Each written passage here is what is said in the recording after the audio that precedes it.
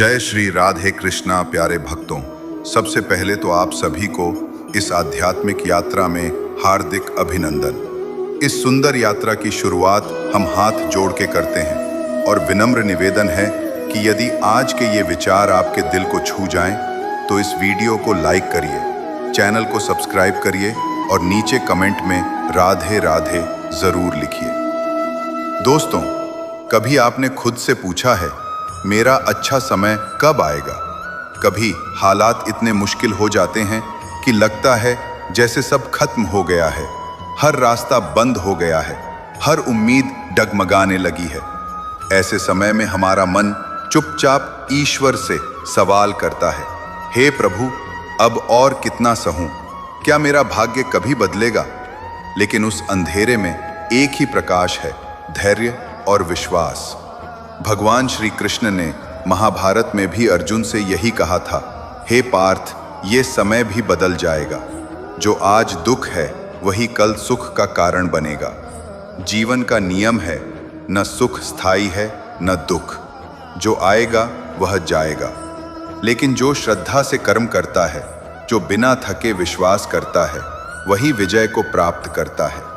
एक प्राचीन समय की कथा है। एक गरीब ब्राह्मण देवदत्त जो सच्चे मन से पूजा करता, मेहनत करता, फिर भी जीवन में केवल कष्ट ही पाता, लेकिन उसने कभी भगवान से विश्वास नहीं हटाया। जब पूरे गांव में अकाल पड़ा, उसी समय भगवान की कृपा उस पर हुई।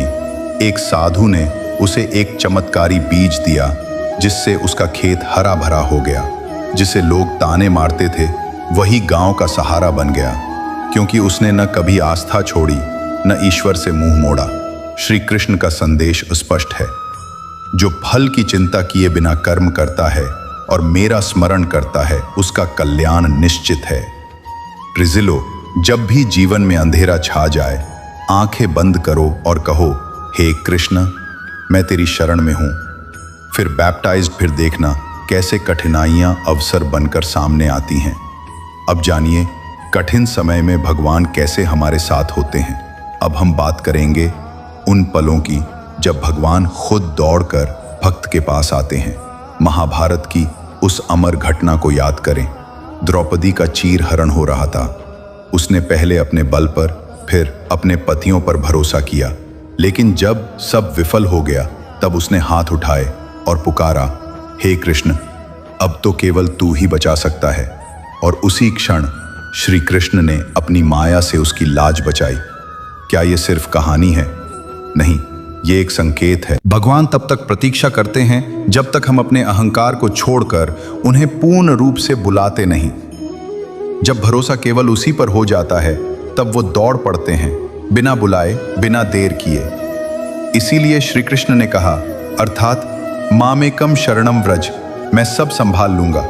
हर भक्त के जीवन में ऐसा एक क्षण आता है जब वो खुद को टूटा हुआ, अकेला महसूस करता है, लेकिन वही क्षण होता है जब भगवान पास खड़े होते हैं, बस एक पुकार की दूरी पर।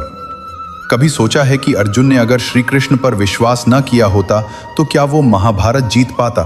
नहीं, क्योंकि जीत सिर्फ हथियारों से नहीं होती, वो विश्वास से होती है। जब अर्जुन ने अपना रथ ईश्वर को सौंप दिया, तब युद्ध उसके पक्ष में हो गया। तो आप भी अपने जीवन का रथ श्री कृष्ण को सौंप दीजिए। कहिए, हे माधव, जो होगा तेरी मर्जी से ही होगा। और जब अगली बार हालात कठिन हो जाएं, मुस्कुराइए और कहिए, मेरा अच्छा वक्त आ रहा है, क्योंकि मैं श्री कृष्ण की शरण में हूं। जब इंसान की प्रार्थना, मेहनत और भक्ति एक साथ मिलती हैं, तो श्री कृष्ण कैसी अद्भुत कृपा बरसाते हैं। एक गांव में एक किसान रहता था। उसका नाम था रमेश। दिन रात खेत में काम करता, लेकिन बारिश न होने से फसल सूख गई।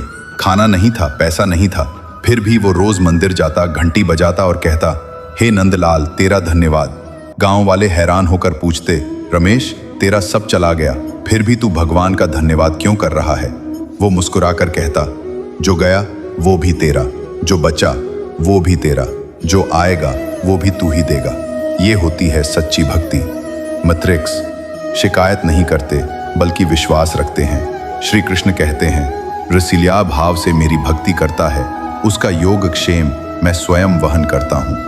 अर्थात जो तुम्हारे बस में नहीं, उसे मैं संभालूंगा। और यही बात हमें याद रखनी है। आपका संघर्ष, आपकी मेहनत, आपकी हर प्रार्थना ईश्वर के खजाने में एक एक करके जमा हो रही है। और जब वो खजाना भर जाएगा तब होगी कृपा की वर्षा। तब आप कहेंगे, बढ़े कृष्ण, तूने तो मेरे सपनों से भी बढ़कर दिया। तो आज वचन लीजिए, मैं हार नहीं मानूंगा, मैं ईश्वर से विश्वास नहीं हटाऊंगा। मेरा अच्छा वक्त आएगा क्योंकि मैं श्री कृष्ण की शरण में हूं। यदि इस वीडियो से आपके दिल में थोड़ी सी भी उम्मीद की किरण जगी हो तो इस वीडियो को प्यार से लाइक करिए, शेयर करिए और नीचे जरूर लिखिए राधे राधे, क्योंकि ये शब्द नहीं, ये भगवान से जुड़ने का एक सुंदर माध्यम है।